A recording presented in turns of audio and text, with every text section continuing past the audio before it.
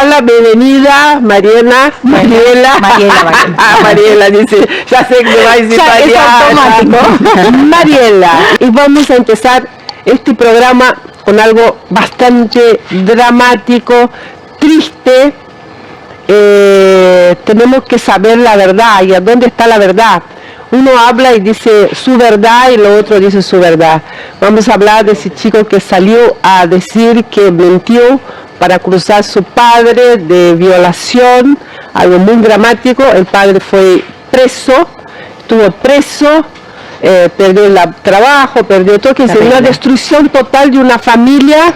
Pero él acusa a la madre, ahora no se habla con la madre, tenemos de todo, tenemos a Carla que nos va a estar hablando del tema, pero vamos a ver un tape y después volvemos y seguimos hablando de ese tema. Mi nombre es Tomás Bisoni. Estoy haciendo este video para contar algo que me costó años decir en voz alta. Cuando era adolescente, acusé falsamente a mi padre de algo gravísimo. Y lo más difícil de admitir es que sostuve esa acusación durante más de 10 años. Recién hace aproximadamente 2 meses, y no por un clic mágico e instantáneo, sino por un proceso largo y doloroso, empecé a ver con claridad que aquello que había creído y repetido era una mentira. Crecí escuchando que mi papá era peligroso, que tenía que tenerle miedo, que nos había hecho daño, nos había lastimado, nos golpeaba. Y yo, como hijo, creí lo que me decían.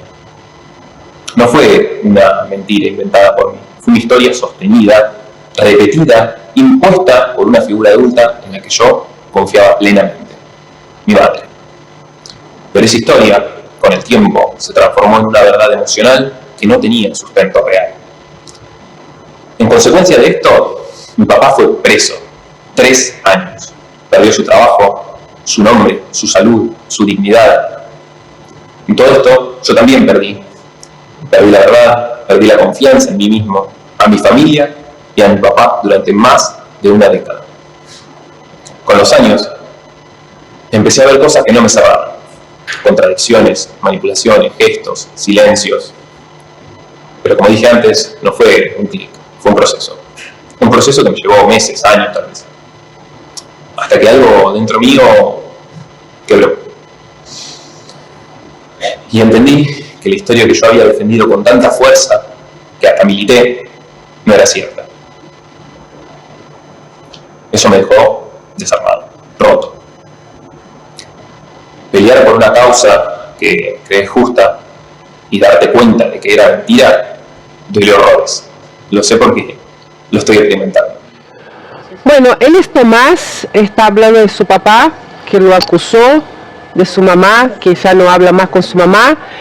Y acá vamos a hablar con Carla, pero también que ustedes también me digan qué piensa de todo lo que está pasando, y si las denuncias, las madres, por ahí no es el caso de esta madre, pero las madres que ponen cosas en la cabeza, los padres también contra uno, contra el otro. Claro, que pueda ser tan fuerte para hacer una falsa denuncia y para que haya una sentencia, porque mantener una mentira, o qué le habrá hecho creer tanto la madre a él para que pueda sostener todo una acusación de abuso ante la justicia, que hay 1000 consultas, 1000 preguntas, que también intervienen todo lo que es la Fiscalía de Menores, y que pueda habido una sentencia errónea sobre una mentira que la madre también deben haber hecho declarar a la madre en distintos momentos, como no vieron que la persona estaba divariando, ¿no? Claro, Carla.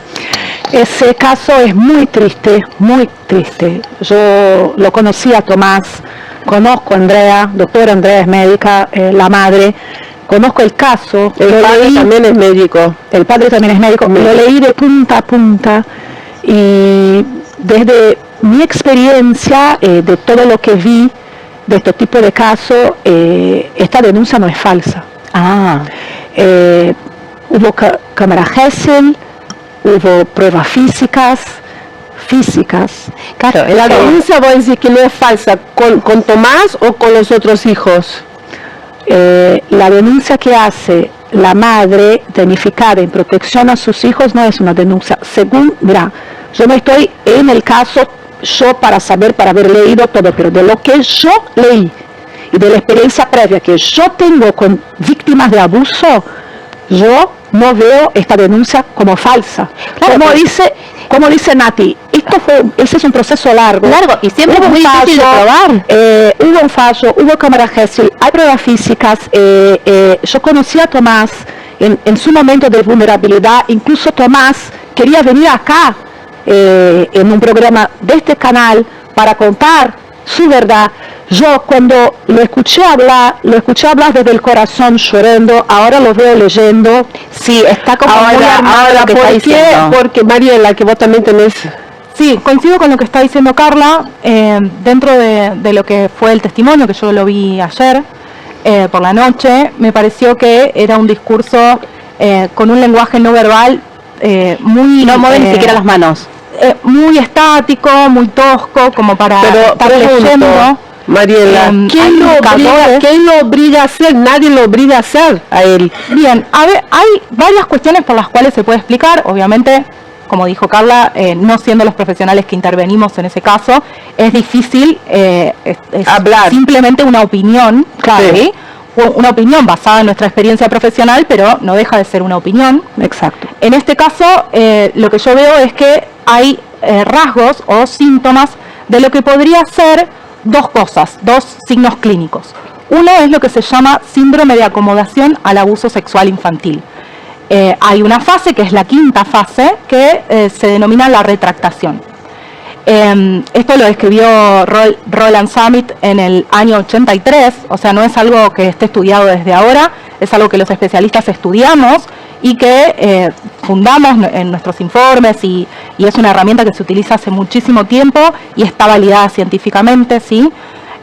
Y la retractación es parte de este proceso. Lo que sucede es que muchas veces, con las consecuencias tanto familiares como emocionales, de cuestiones como las consecuencias de que un padre vaya preso, cuestiones económicas, la reorganización familiar, un montón de cosas, la víctima se retracta. Y hay otra cosa que actúa, y es la amnesia postraumática, ¿sí? Cuando estamos hablando de situaciones tan traumáticas como pueden ser la violación a temprana edad, el abuso sexual con acceso carnal y las cuestiones tan graves como las que fue acusado este hombre, existe lo que se llama amnesia infantil postraumática. Ahora, se eliminan todos los recuerdos. Ahora, perdón, ¿tu opinión, Natalia? Sí, Gabriela. Sí, estoy de acuerdo con lo que dice Mariela, pero me parece que en principio no sabemos qué es lo que pasó, pero hay algo que no queda duda, claro. Y es que el niño sufrió de abuso de un lado o de otro, pase lo que pase.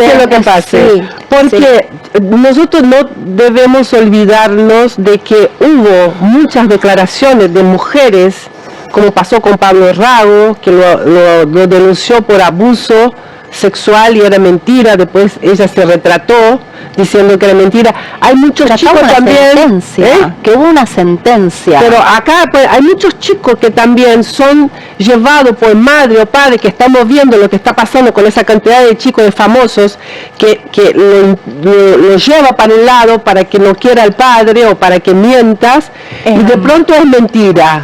Más allá de la física acá, ¿no? Me parece que eso es la pericia física. Más allá de cada caso, este caso hay una pericia física con dos informes distintos sobre la misma pericia física, pero que haya un único informe que dice que la pericia física apunta a un abuso es muy contundente en un expediente. Que la madre lo agarró en el momento, lo llevó a un médico legista y ese médico dijo que él fue abusado por el padre. Sí, hay un informe que dice que las lesiones son resultantes del abuso, y hay otros que dicen que no.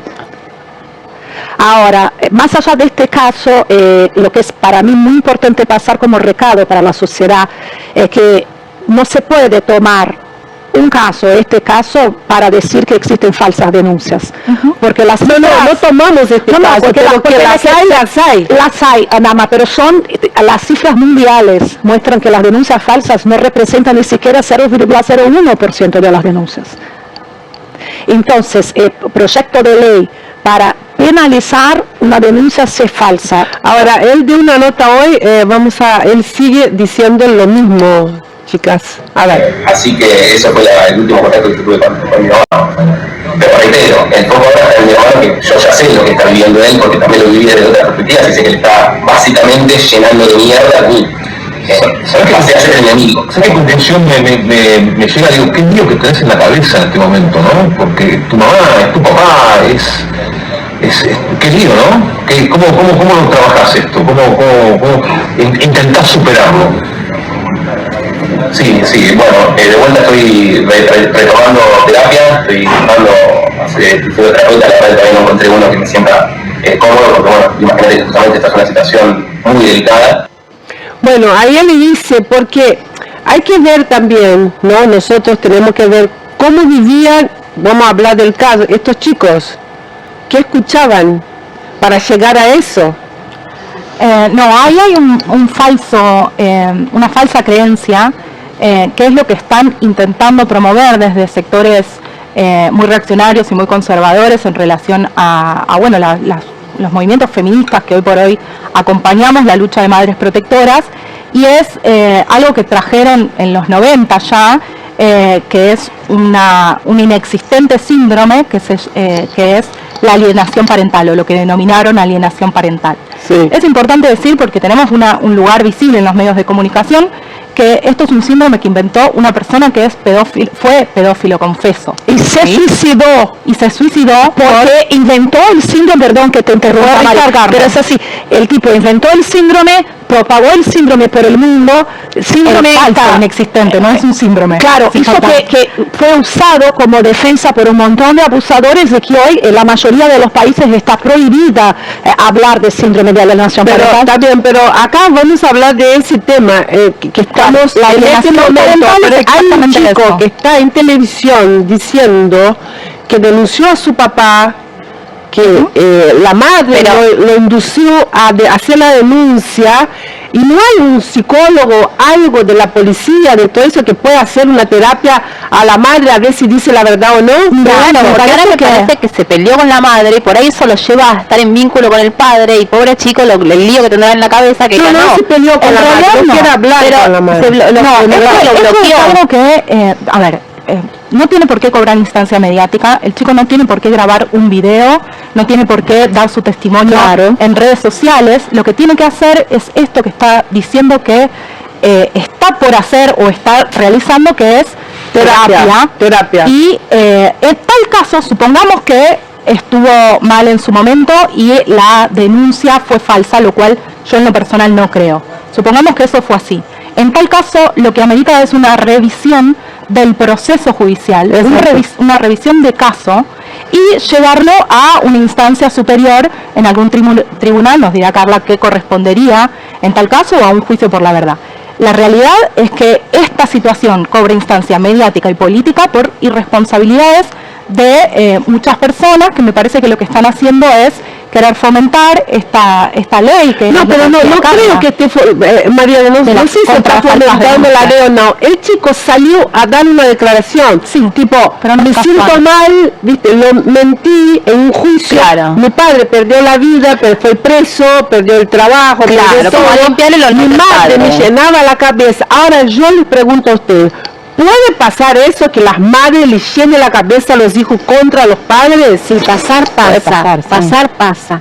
Yo he trabajado en un centro de salud, en una tercerizadora de salud, donde yo no estaba en ese sector, era el sector de niños, yo estaba trabajando al lado de la coordinadora de niños, y había muchos casos de estos, porque era la manera más rápida de cortar el contacto del padre sí, y pasaba, y después había que revincular a los niños, había todo un trabajo con ese tema. No digo que pasaba todos los días, pero había muchos de esos casos. Es terrible. Lo que no puede pasar es que una persona finja síntomas físicos, síntomas psicológicos, que esta incidencia o esta manipulación dé como resultado un estrés postraumático, como es el estrés que deja la violencia sexual en víctimas menores de ahora, 18 años. ¿Qué se puede hacer, Carla? No, pero en un caso como este, que el relato de la víctima es consistente